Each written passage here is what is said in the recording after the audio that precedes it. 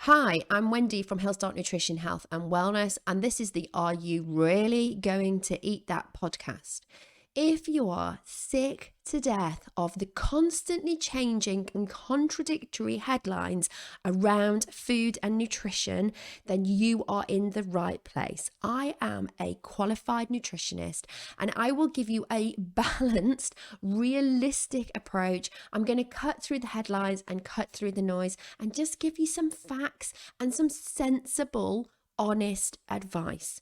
I am a huge foodie. I really love food. And so I also bring you interviews with amazing food suppliers, chefs, people from the food industry in general, and other nutritionists. I really want to help people regain their energy and vitality, understand how it feels to be well nourished, and fall back in love with food. If that sounds like you, sit back and have a listen. You're in the right place. Welcome to episode 94. How are we all this week? It is very appropriate that we are in the sunshine months and we are talking to Desiree and she has her sunshine vitamin. See the link there? I'm good at this, aren't I? So yeah, I spoke to Desiree is based in the States. She's originally from South Africa. You can tell from her lovely accent. I love that accent. And we were connected by a podcast connector. And I was like, I don't know about this. Had a look into her kind of supplements and things. And they are available in the UK. She has very kindly given us a link. But what I love about Desiree is despite the fact that she actually has a vitamin company, she's very much food over vitamins. Now, she has a really interesting take on dehydration and hydration that at first I was not sure that it was mostly appropriate to my audience, which are still very much UK based. I'm still very much a UK podcaster. But actually, when we got down to the sort of nitty gritty of it and the understanding of it, I really understood what she was trying to say. I'm not necessarily saying that I would put salt in my water, which is what she recommends. I'm also not saying it's not a good thing. I kind of get the logic behind it, particularly with sort of mineral depletion that's been going on. It's something that we talk about a lot in nutrition, about the food doesn't have as many minerals as it used to. And again, my personal view is that it's not the food in general, it's the quality of the food that we're eating. It's this mass farming. If we go back to buying locally, seasonal food that's grown properly, it will have more minerals. But I have met clients who have drank far too much water. And I think this is as much of a problem with hydration as not drinking enough water. And it is about the minerals and the electrolytes and stuff. And like I said, I'm learning a bit more about this. Desiree opened my eyes to a few things and has definitely made me think differently about hydration being more than just drinking water.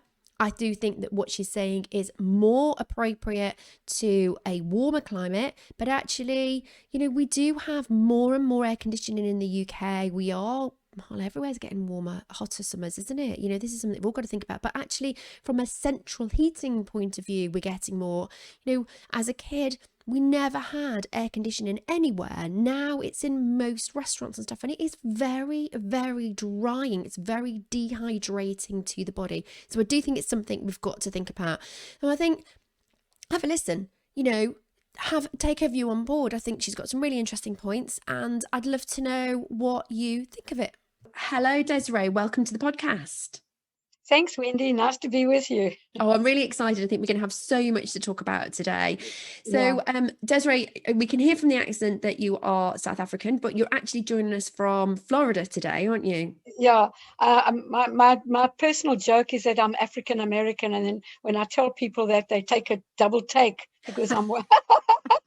I said, I'm a genuine African American. What, genuine? And Desiree has beautiful red hair and blue eyes under there as well, I think. No, hazel eyes. If you ever look at the show picture, you'll see why people do a bit of a double take. So Desiree, for the listeners, could you just give us a little bit of I know you've got a huge history and lots of expertise, and we're going to dig into that deeper, but just give people a really quick bio of who you are and what you've come on today to talk to us all about. I think the subject was dehydration and basic body stuff, was it? I can't even remember. We're going to talk about loads of stuff. I mean, there's some. Well, basically, I've been I mean, I grew up healthy. We ate healthy. So that was my life.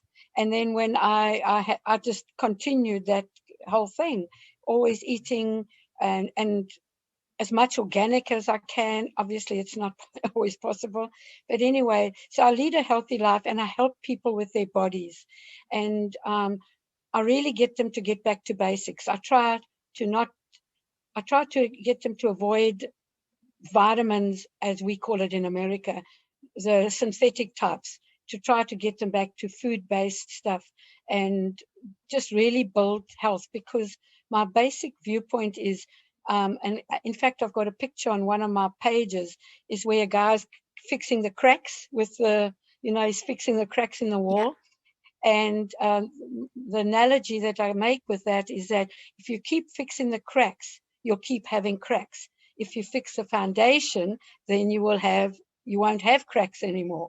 So it's the same with the body. If you really put the basics in and the health and not the junk stuff, and you will actually rebuild. And it takes 7 years for every cell in the body to be renewed. But some cells take a couple of hours, some take a couple of days. But in the worst case scenario, 7 years is the longest.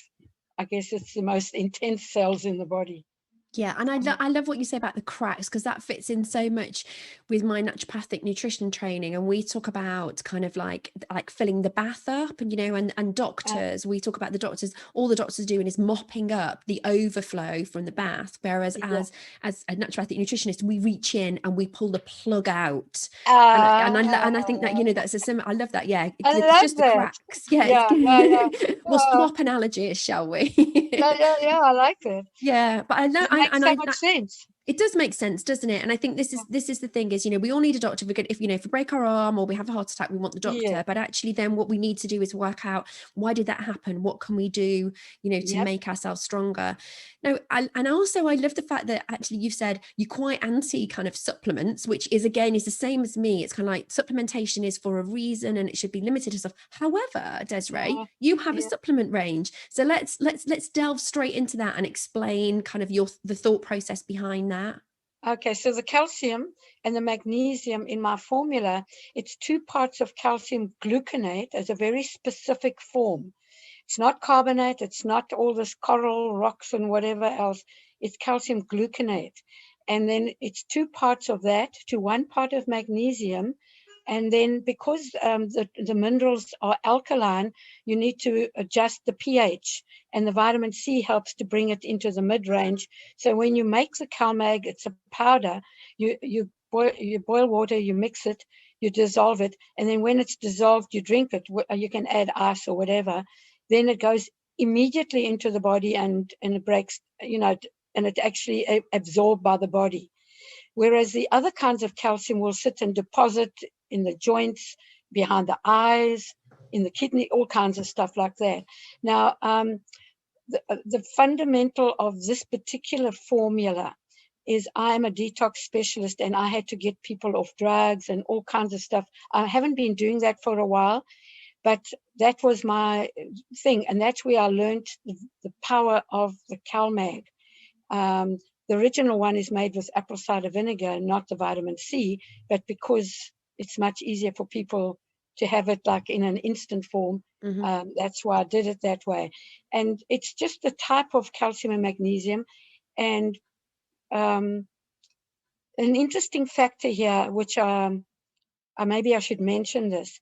The body, this is my analogy. When you've got electricity coming into your house and it's all working good, your computer works, your lights work, everything is working. But when there's interference, you get flickering of the lights and whatever. And then in various levels. In a worst case scenario, you have a power outage. And my analogy with that is the human body uses minerals for its electrical current. And if you don't have enough minerals, you get all kinds of twinges and twicks and things in your body. And obviously, in the worst case scenario, death. But the calcium is is the most abundant mineral. And then magnesium is the next most abundant. And then the other thing that I encourage people to do is seawater, Celtic sea salt in their drinking water, so that they can actually be hydrated. So basically what the calcium does is it contracts the nerves, so the muscles contract, and the magnesium relaxes. So I kind of also, I've got a lot of analogies that are, because people can't see inside the body, so you've got to give them pictures outside. And so if you run out of calcium, you can have a heart attack. Or magnesium. This is just severe cases. So it's very important. Now, I know it's not naturally part of a food, although they are, but we don't get enough of it. And so this is why I do this particular one. I don't know how many lives I've saved. I don't know how many restless legs, heart problems, sleep, even high blood pressure with salt. And then, of course, the CalMag. I don't sell the salt, but I tell people which one to use, because the Celtic one, which is up from your ocean up there, Yeah. is, to me, the best one, because it's got all the minerals, including the iodine. So, I don't know if I answered your question on why the calcium magnesium, if I'm into the natural stuff. No, it does, actually, it does. And I think for me, the thing is, we don't talk enough about minerals. We often talk about, like, we might talk about iron maybe, but we often talk about vitamin C and vitamin B. And actually, well, particularly magnesium is one of the kind of the key minerals that I'm aware of, and I often talk to clients about. And I see signs of it. I think we live in a very stressful world, and that burns so much magnesium, and magnesium is key for so many body functions. And like you said, things like restless leg and sleep and cramps and all these things. Often magnesium can be really useful. I'm not aware I've supplemented it with calcium and magnesium, but your explanation really kind of made me go, yeah, that so makes sense, because it is about the contraction and the release. You can't just have one. You need the both to be we need the balance, don't we? Yeah, if you think of the heart contracts, and it pulls in the blood, and then it relaxes and it releases it. And that's basically the way I can explain it. And even colic in babies, CalMag helps them, like, wow, because it's the same phenomena. Colic is just the gut is going like this, and it's like whatever. So if you give them CalMag, the gut does kind of the normal thing. Yeah, that makes sense. And so let's talk about salt a little bit. So this obviously leads us a little bit into dehydration, but I think it was a little bit like the whole fat thing a few years ago, and I'm still battling with people about low fat stuff, and I'm actually like the problem. We can do hours on that, but I think salt is the same thing. It's like we were told salt is bad, salt is really bad, but actually it's not salt that's bad. It's the fact that we're eating processed food that has too much salt in and the wrong salt in it. So explain to the listeners a little bit about what why we need salt and what the difference is, so they can understand better. I love this subject. I love it. I've just got it. My book is going to be released soon on dehydration, and this subject is so basically I'm going to give you an example. This has happened many times, but there was this lady who couldn't do something. She couldn't go somewhere. She's from France, and she was here. I do muscle testing too. You know what that is, eh? Yeah, we'll talk about that. I've got that down. I want to talk to you about that. Okay. So she came to see me, and then I said, and I tested her, and I said, you need, in those days, I was getting the seawater also from your ocean over there in little glass ampoules. Wow. And I tested her, and her body wanted 8. And she called her doctor and told her, he spoke to him in France. He said, no, you high blood pressure, because her blood pressure was so high. Yeah, okay. And she didn't listen to him. She listened to me. And you know what? The next day, her blood pressure was completely down. And this is the. I think when the doctors keep saying that about the salt, well, doctors are trained by the medicos, so that's another story, by the big pharma. So when you're talking about salt, this bad salt is the refined stuff you get in the supermarket, and as you said, in all the different foods and stuff like that. That is poison. I tell people it's poison. But if you have the real salt, so this is just a bottle I use, it's not what's in it. This is water in here, and then I put Celtic sea salt in there, and that I won't drink my water without it, because on one of my articles on my website, I asked the question, can drinking water dehydrate you? And I have in capital letters, yes. And then I go into the explanation, because the more you drink, the more you, I don't know what words I can use on your show, the more you pee, and Oh, so on. pee's fine. Okay, drink pee, drink pee, drink pee. This is what happens. So what's happening is you're actually depleting yourself more and more of minerals. I found this basically out a long time ago when I was pregnant with my first child 40 years ago about this, because I was flying on a plane and I kept like whatever.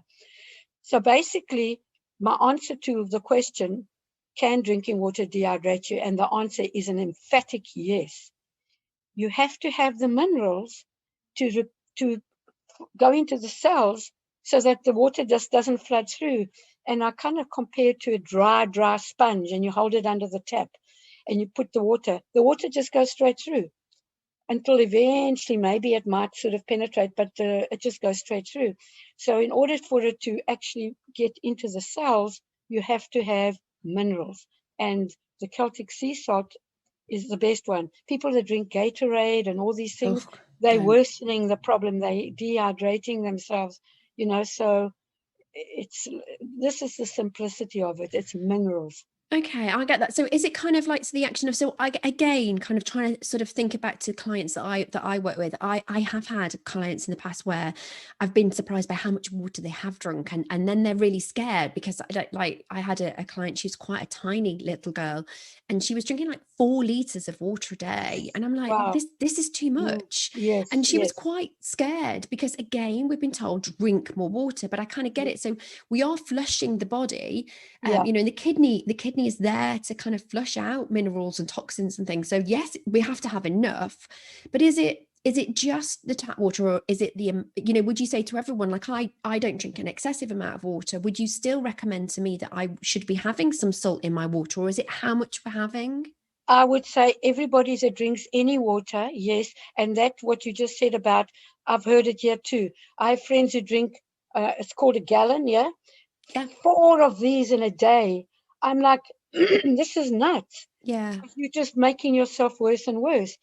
And of course the type of water too. I'm not into the very alkaline water at all, because I've seen very, very negative outcomes on that. Water must be natural water. The way it comes out of the mountains and the rivers, when it was good water still. Mm-hmm. So basically, I encourage people. I might drink 1 or 2 of these a day, maybe. I don't drink a heck of a lot, but it depends on the person and how much they're exercising or exerting. Like people working on building buildings, there's all different levels of it. So it's what your body is asking for, basically. But the problem, you probably don't have a lot of air conditioning in the UK. No, we don't actually. And this is something that I really, really struggle with when I travel. So if I go and stay in hotels in the UK have air conditioning, and obviously planes and stuff do. I am so anti air conditioning. Like me and my husband fall out all the time over it, because I will not sleep in a room that has air conditioning on. I just refuse to. It's just it just really, really affects me. So we have this battle where what we do is we put the air conditioner on when we go out, so that the room is freezing cold when we get in, turn it off, and that probably just about kind of manages to keep it cool through the night, because I just won't sleep with it on, because it's just, like you said, it's so drying, isn't it? Yeah. When I really learned this lesson, I was in a course room one day, and because I know these things about minerals and stuff, it was interesting. When I got into the course room and there were a few people in there, the room was comfortable, the temperature was comfortable, and I was studying and stuff. And then more and more people were coming in. And then I noticed that people were going up to the air conditioning button and making it colder and colder. Oh gosh. And I noticed that I was getting more and more uncomfortable in the in the room as well. And then I looked at that, and then I realized what it is. Air conditioning's job is to remove the humidity from the air. Mm-hmm. The biggest humidity carrying object in the room is the human body. We are the biggest object. So it's sucking it out of us. And that's why the air when the room got fuller and fuller, more and more people, it got more and more uncomfortable because there was more moisture in the air because these bodies were being sucked out of. And so I really learned these kind of things is how you learn interesting data. Yeah. It's like, wow, I never thought of that. And then I realized why when I flew, when I was 40 years ago on the planes, oh my golly, that's why. Yeah, and that's one of the worst. Yeah. Because you're stuck in the plane. And not only that, nowadays, I think they even lower the oxygen. So, because back in the old days, we used to drink and party. And I don't know if you remember those days. Now people just flake out. And then I realized it's probably a lowered oxygen. But then I have a way around that one too. That makes sense, because I heard, and I don't think it is a myth, I think it is the truth, that they increase the oxygen in the casinos in Las Vegas so that you have more energy to stop you sleeping. Now, whether it's an urban myth or not, but it kind of makes sense, doesn't it, that they just put more oxygen in the AC? No, I totally believe it. Why wouldn't totally you? If you think about it, you are more awake when you're in the casinos, aren't you? So, yeah. And actually, it's really interesting what you said, because it made me immediately think. So obviously in the UK, we don't really have air conditioning, and it's it's cold most of the time. I mean, we're recording this right at the end of May, and this is the first sunny day we've had. I think this year it's been blooming freezing this year, so we don't have a lot of like kind of heat and stuff. So dehydration to us is kind of a not an alien concept, but not something that we talk about quite a lot. But I have quite a lot of friends who are kind of from the Mediterranean, and I've got a friend in particular who's from Brazil, and she salts everything, every single meal she eats. And I'm now thinking, I wonder if this is it, because she's had that AC all her life, and she's had to do that because they sweat more because it's hotter and stuff, and so they are naturally replacing those minerals through adding salt and having more salty foods. Yeah, but we all need it, whether you're cold in the UK or not, because Still need it. Because here's another point.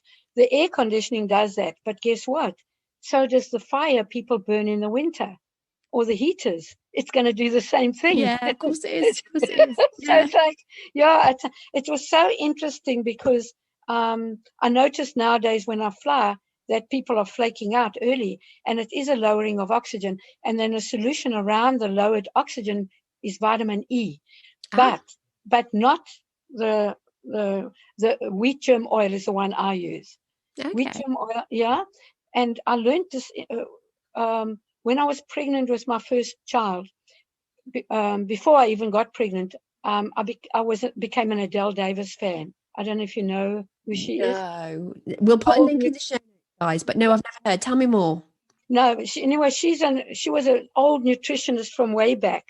And I've got a few of her books, and the one of the books is called Let's Have Healthy Children.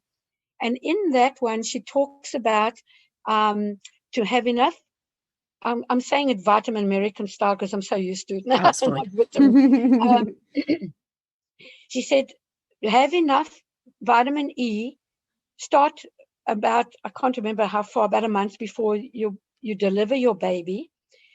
Build up your vitamin E. Because if you give birth to that baby and the cord happens to be around the baby's neck, the chance of survival is increased because of the vitamin E, because it supplies oxygen. Oxygen. Bloodstream, Okay. yes. Wow. Yeah. So, I know there's so much data, and I mean, we don't know it all because there's stuff you're going to know a lot about that I know nothing about. But it's like, it's kind of, these are the people I trust. Yeah, and I think I love what you said there, because we are learning all the time, and we all know different things, and we all have different areas that we specialize in, or that that we enjoy. But for me, being in the world of nutrition is just amazing, because we're constantly finding out more stuff. And sometimes people say to me, oh, well, you're always changing your mind, you nutritionists. I'm like, no, it's not. We're not changing our mind. We're just finding out new stuff. The body is amazing. And to think another interesting one is cholesterol. Yeah. The doctors say high cholesterol. You know what handles cholesterol? Lecithin. No. Lecithin is in lecithin. Yes. Yeah, sorry, the different way to say. No, it's fine. Lecithin is an emulsifier. Yes. They put it in chocolate. They put it in many places to break down the chocolate particles so it's smooth. And so I educate people on that point. Just have lecithin. And then you get doctors that say, oh, don't eat eggs when you got heart. It's Oh, dear nonsense. me. Eggs are high in lecithin, you know. Yes, exactly. And the whole trans fats things, that's something I always talk to Oh, clients about. yes. So they buy these like wonderful spreads that say, you know, reduces cholesterol and good for heart health and all this kind of Yeah. stuff. And I'm like, please just throw it in the bin. I never tell anyone to throw anything away, but just throw them away. Yes. Have like proper butter, Proper fats. olive Proper fats. oil, exactly, proper fats. That's what I meant to, Yeah. not loads of them. I'm not saying, you know, eat a block a day, Yeah, but yeah, no, but but have proper don't cut it fat. out of your diet. Real Yeah. fat is, yeah, When you call because, it, I love what you call it. You say it's poisonous, like food can be poisonous. And I think, you know, yes, it's a very powerful and a very bold statement. But actually, I think we need to be bolder as nutritionists because we mm, pussyfoot around a little bit. And actually, you know, we need people like you to go, don't eat it, it's poison. yeah, yeah. And when I test people, if somebody's eating whatever, if they come to me and I test them, I always test the thing that they want to eat. Do you do muscle testing? No, would you like to explain to that? So you do kinesiology is how I pronounce it. Is that the right? Is that how you would Sorry say again? So, kinesiology? yes, applied kinesiology is the term, yeah. Yeah. So And I've had this done to me yeah, by a specialist, and I didn't know what he was doing, so I had no idea he was going to do it when I went to consultation, and it was really interesting, and it yeah. worked, and it was very very strange, I found. Uh-huh. But it worked, and I didn't know what to expect, so I had no preconceived ideas. So explain to the audience if they don't know what applied kinesiology is firstly. Okay, applied kinesiology is a technique where you use the person's arm. You hold the arm out, you put pressure on the person's arm, and they kind of keep pressure enough not to let the arm go down. Then there's a little thing that I do to let the arm go down so I can be sure I can test them. And basically, you use the person's arm. I want to just clear my throat. And then let's say you want to test for calcium, let's say. So then I push on the person's arm and then I touch a point. The calcium point is here. Then I push on that. And if the arm stays strong, then I know they're good. If the arm goes down, then I know they're low on it. The dehydration point I use is where the fontanelle joins when the baby's born, this fontanelle point. Mm-hmm. I use that. And 99% of people test weak on that. And it'll Wow. be interesting to test the people in the UK with the cold climate. But I test that, and 99% of people test poorly on that. So that's where then I test them with the correct thing. Let's say I'm testing them with the salt water. If the arm goes strong, then we're on. And there's all different points, the thyroid, the adrenals, the kidneys. I test everywhere. I even test the sex glands. I don't touch anybody's body in an uncomfortable way. No. I just hold my hand close enough. But if you test a person, the arm goes down, then you know there's a problem in that area. But now if they bring me all their junk to test, let's say their white sugar, for example, or their stevia, that other stuff, what you call it, that other poison, then what I do is I test it on a central point here. I use the central point, which is between the breasts here, and I test there. And if the arm stays strong, it's fine. If it goes down, obviously, but I don't say anything. I let them see. Yeah. So they see for themselves. And then I take, say, brown sugar, and I test it there. And invariably, the brown sugar will be fine because it's raw sugar. Then it's fine. Then they can see with their own eyes. So I don't have to really say don't or whatever. They can Or if see. sometimes I'll say, not good. I might say not good. Let's see what we can do, and then we'll find something. Oh, okay, then it's strong. Okay. And then Amazing. It is fascinating. It really is. yeah, And you know, yeah. like I've had Reiki as well. I've had Reiki, and again, that's kind of like, you know, again, I was a bit like, how does this work? And it did. And you just like you know, the body is amazing. We don't understand it. We understand such a tiny part of it. And I think that's what we have to, you know, like keep our minds open and learn and progress. So Desiree, you said that, you know, dehydration is your thing. So you're writing a book about this at the moment. When will it be released? Well, it has been written, but it's got to be edited. Oh dear. I know. Yeah. I mean, we're not happy with, somebody wrote it for me with all my information. Okay. And somebody else is kind of editing it for me. She said, this is the word she used. She says, it's too erudite. It's not you. And that's, yes. See, the way I talk to you is me. And so, I mean, I think I've got a link on my website to the original version, and people can actually go and read it. And I've actually got a link on my site too with dehydration symptoms. And it's interesting because dehydration, the symptoms you will not believe: depression, mood swings, high blood pressure, all of these things are on the list of dehydration. And then when you give the people the right thing and they get hydrated, they start to feel better mentally and physically. It's so simple, isn't it? So we've got a link to that dehydration on there. So I have put a link in the show notes. But it is so simple, isn't it? You know, and this is something that I always kind of, when I talk to clients, the first thing, the absolute basis, I a bit like your foundation, I call it the foundation. The foundation of everything, you know, is hydration. If you are not properly hydrated, hydration and then sleep. And if you're not properly hydrated and you don't sleep properly, forget it. I can't do anything until we get them two sorted. Yeah, absolutely. And it is so fundamental, just what you just said, because sleep is a recovery time for the body. Yeah. And not only, and then the hydration. The hydration, like you were talking earlier about, people talk about, there's so much talk about vitamins and very little talk about minerals. Your minerals are your most fundamental of your human body. If you deplete it completely, you just die, because the electrical current is not working. So it can't send a message from the brain to I'll give an example. Let's say everything's good and you've got all hydrated and your electrical current is working, and you touch a hot stove, you will be instantly, or you step out in the road and there's a car coming, your response will be instant.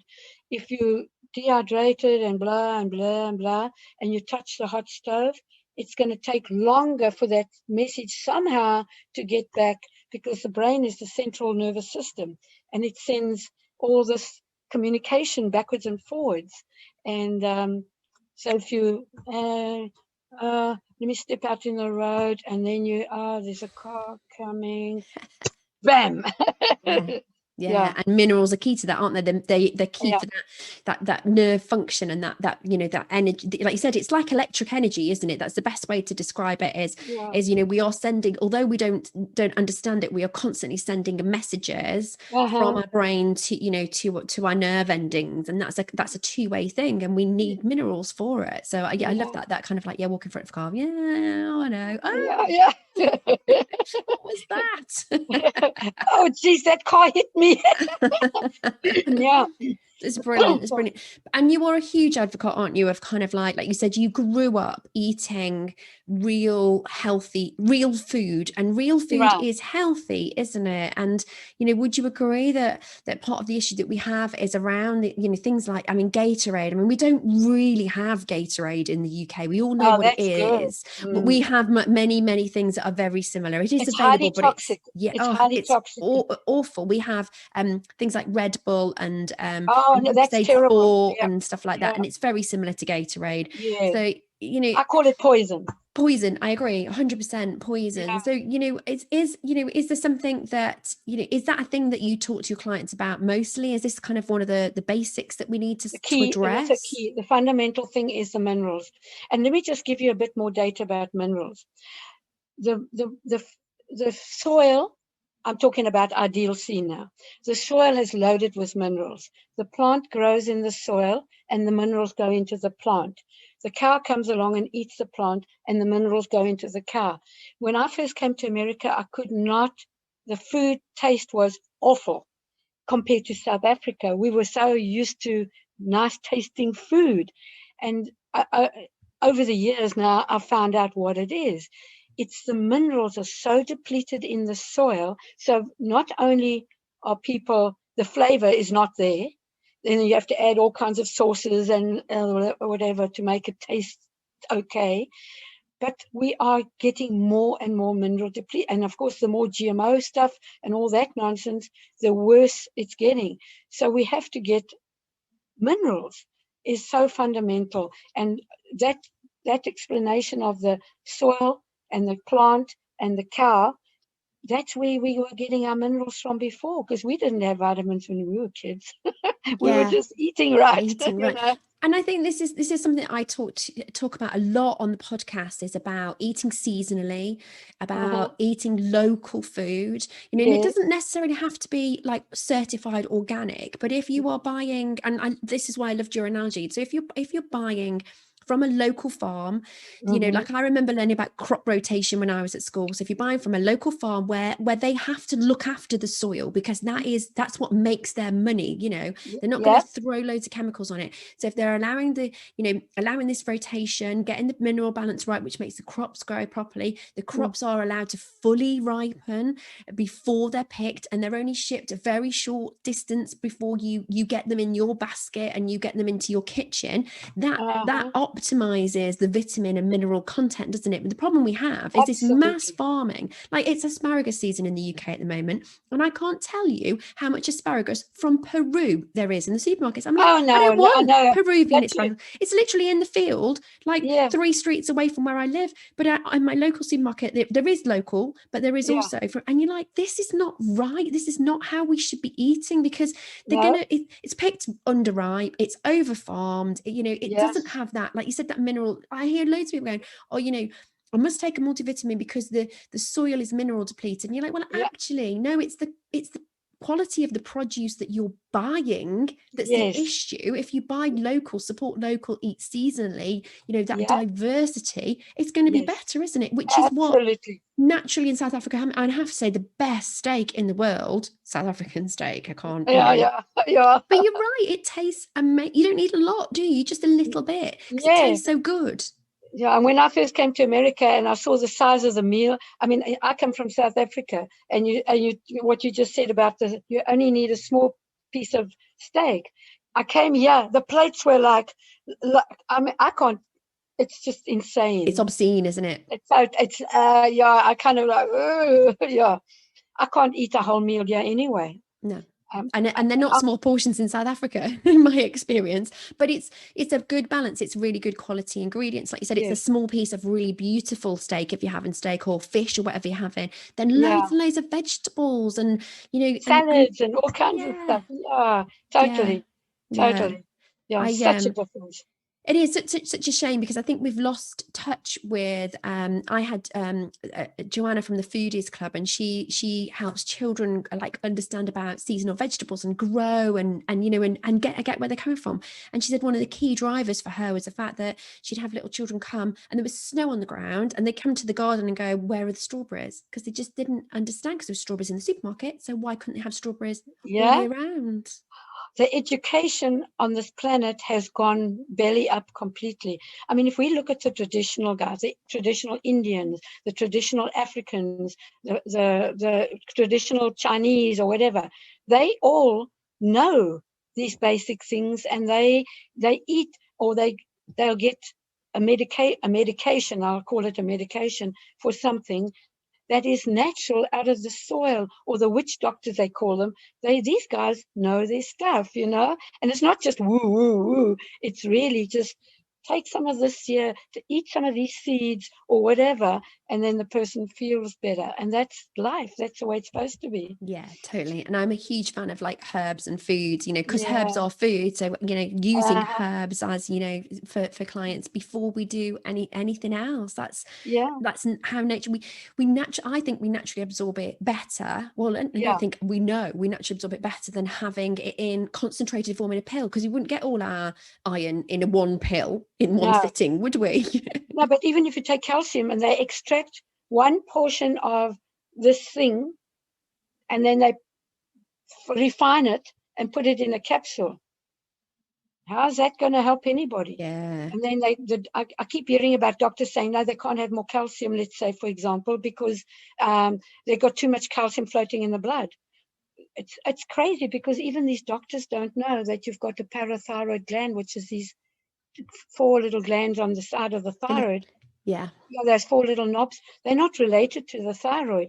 But it's interesting, because if somebody has got too much calcium in their bloodstream, we know we need vitamin D to absorb calcium, for example. Mm-hmm. But Dr. Roy Lee, who was also one of these, he was a dentist here around 1911, and he evolved into this nutrition thing. His supplements are food-based, grown organically in Wisconsin, and I've got a lot of his reference materials. And one of the things is, in fact, I've got an article on my site, is about sunburn. Sunburn is hypervitaminosis D, where you've got too much D. So this is how you need calcium, a vitamin D, to absorb calcium. We all know that. Yeah. But what we didn't know, and what I didn't actually know until I found out in his works, is that to get it from now it floats around in the bloodstream. Good, you got all the calcium, but now it's floating around. How do you get it from the bloodstream into the cells and the tissues? And it's essential fatty acids, which is in your oils and your fish oils and stuff. It brings it into, and so when doctors say, oh, your calcium levels are too high, I say, well, let's see. Is it that they don't know about nutrition? They don't. I mean, there obviously are good guys that have gone and gone the other way. My cousin is a doctor. He trained for, I can't remember, 5 or 7 years in South Africa. 2 weeks they studied nutrition. Yeah, that's quite a lot. I mean, it's like, you know what I mean? So how they cannot tell us anything about these things, like the high cholesterol or the salt, like kind of thing, and too much calcium in your bloodstream, because they don't know this data and don't do their research and then advise the proper thing. Yeah, and I think that's, it goes back to what you said originally was, too much calcium in your blood. Well, what is that? What is the problem? Are you eating or supplement with too much calcium, or are you not able to process it into where it needs to go? And that is exactly what you said at the beginning. It's we've got too much calcium, so therefore then what we need to, there's 2 possibilities, isn't there? We're taking too much into the body, or we're not able to shuttle it where it's meant to go, which means we need more cofactors and whatever that might be. So this is the thing, whereas the doctors, like you said, and we're not here to like lambaste doctors. What we're saying is they don't have the tools for that. They go, too much calcium, what pill can I give them?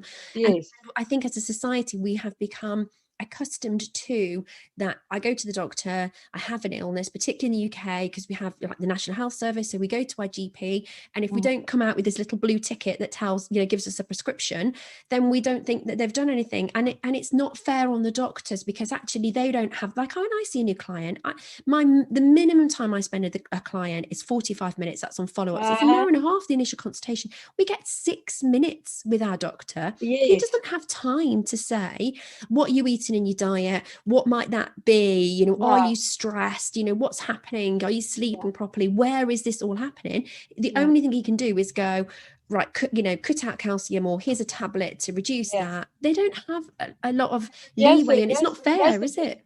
That's true. And the biggest out point is that big pharma funds the doctor training. Yeah. And you already lost it right there. And it's only the guys, certain doctors like Andy Wakefield and all. And by the way, I'm going to an event on Saturday. He's going to be talking Dr. Andrew Wakefield. Oh no! How exciting! I'm jealous. About the vaccine stuff. But they don't. There's no training. But you're going to get a percentage of them that step. Like obviously, look at this, violating the Hippocratic Oath, do no harm. Most of them don't. They don't step out of it's not intentional, is it? It's lack of time, lack of training, lack of ability. We need a more joined up way of thinking. We need more doctors able to say, go and see Desiree because I think it's an issue with dehydration. We need more doctors to feel the confidence to do that. So we've got on our soapbox. We better get down a little bit now, haven't we? Sorry, say that again. So we've been on our soapbox. We need to get down a little bit now. I love my soapbox. Me too. So Desiree, I'm just going to wrap it up. I said I knew we would have a great conversation, and and listeners, just so you know, when I was chatting, I had a quick chat with Desiree before we started, and I said I want it to be like we're just sitting on the beach with a glass of wine, and I'm like, I haven't been on holiday for ages. Just like that would be amazing, and just having a chat. And I think that has been exactly what I wanted. So thank you so much for everything you've shared today. I'm going to put all the links to your website in the show notes. Desiree has also very kindly given us a discount if you want to buy some of her CalMag, which sounds amazing. It's all in the show notes. There's so much information on her website. She sent me loads of links, so I'll put a couple of them in, but just go in and have a look around if it's something that you're interested in, because there is so much information on there, and it's a lovely, easy to navigate website as well. So I'll do that. I'm going to do my quick fire round, but is there anything, any kind of nugget that you want to give away to the listeners? Is there anything you can say, look for this, or guys, don't do this? I know you've said about putting some like salt in the water. In the water, yeah. I'm gonna give that a try. Is there anything you would say, if there's one thing that you could say to people to do, what would it be? If your doctor wants to put you on a medication, find somebody like Wendy and go and check it out if it's right for you. Because honestly, the natural people are the real healers. Love that. Yeah, no, because doctors are just going to plug the holes again. Yeah, plug the holes, and we need to pull the plug out. I love that. Yeah. Thank you so much. It's been delightful. So my quick fire round for you. So my first question to you, Desiree, is what is your most memorable meal? We want a positively memorable meal. I'm a curry fan. I'm a curry fiend. Curry. I love curry. Anyone in particular? Any kind of place that you particularly go to, or one that's really memorable? Well, yeah, in America, not really. In South Africa, I used to go. I can't even remember the names of the places. But I also found out that the curry, those hot, spicy stuff that they put with it, like with sushi, you get the wasabi.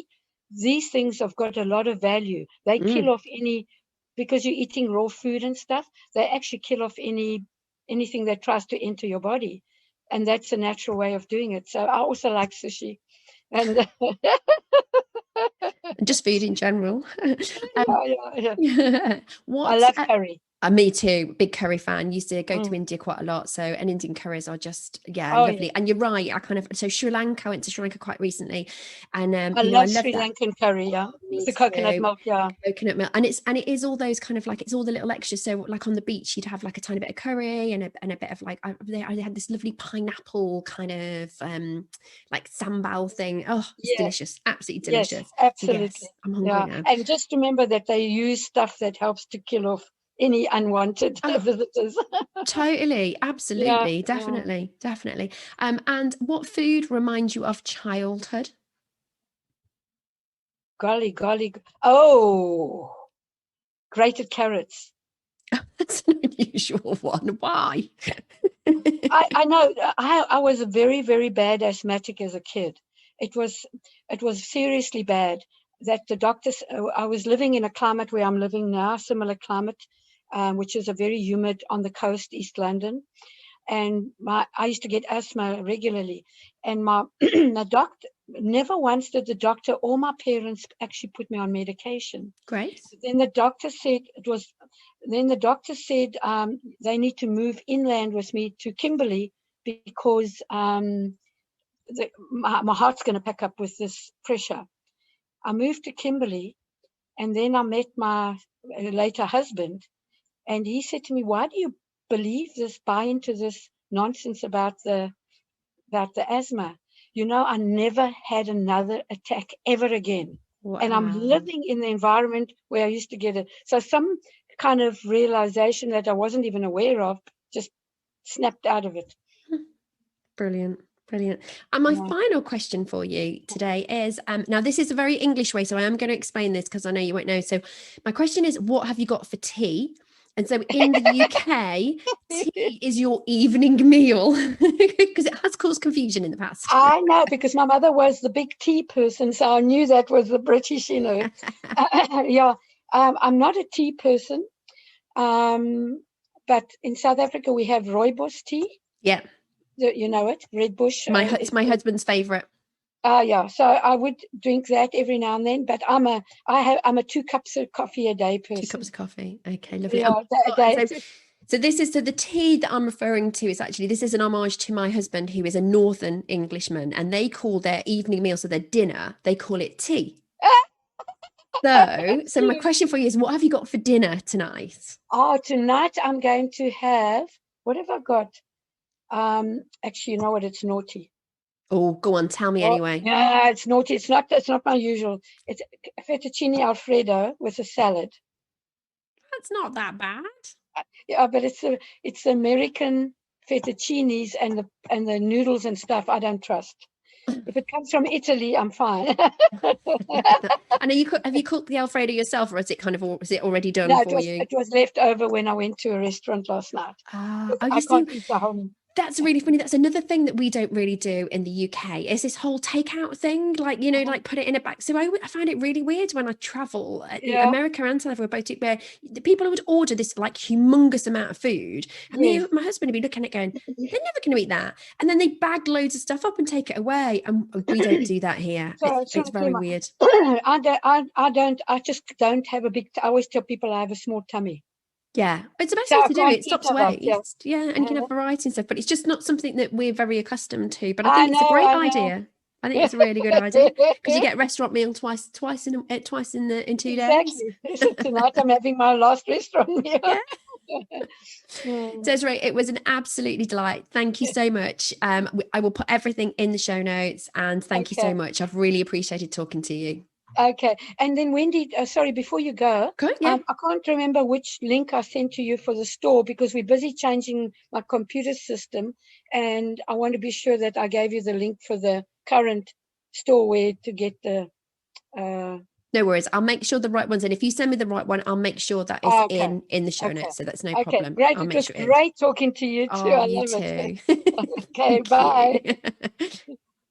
Wasn't she just delightful? I could have spoken to her for hours. I really just wanted to kind of like get a really nice glass of white wine and be like sitting. It's partly the accent that I'm like dreaming of being in Cape Town, but she was, she was really, enlightening. I think she had some really valid points, and it was I love talking to people who have a very different view to mine, and she did, and it was really interesting. So yeah, I'd love to know what your thoughts are. What do you think? How are you thinking about this? I will be back with you next week for another solo episode. I am fast approaching my 100th episode. My goodness, can you imagine? I'm going to do something really special for that. I've got a few things in the pipeline. In the interim, could I ask you a huge favour? If you are enjoying the podcast, could you just take some time to pop onto iTunes and leave me a review and rate the podcast? It really helps other people find it. And if you like it and you can share it with your family and friends, that would be great. And I love to hear from you guys. So do please, let me know what your takeaways from the episode were. Tag me in your tea, whether it be rooibos. That was quite difficult, wasn't it? She wasn't getting that. Whether it be your rooibos tea or your actual tea dinner in a UK sense, but tag me, let me know what you're having. DM me on social media. I'm on Instagram, He'll Start Nutrition, and Facebook, same name. So do come out, reach out and talk to me. I love to hear back from you guys. That is it for this week. I'll see you next week. What have you got for tea?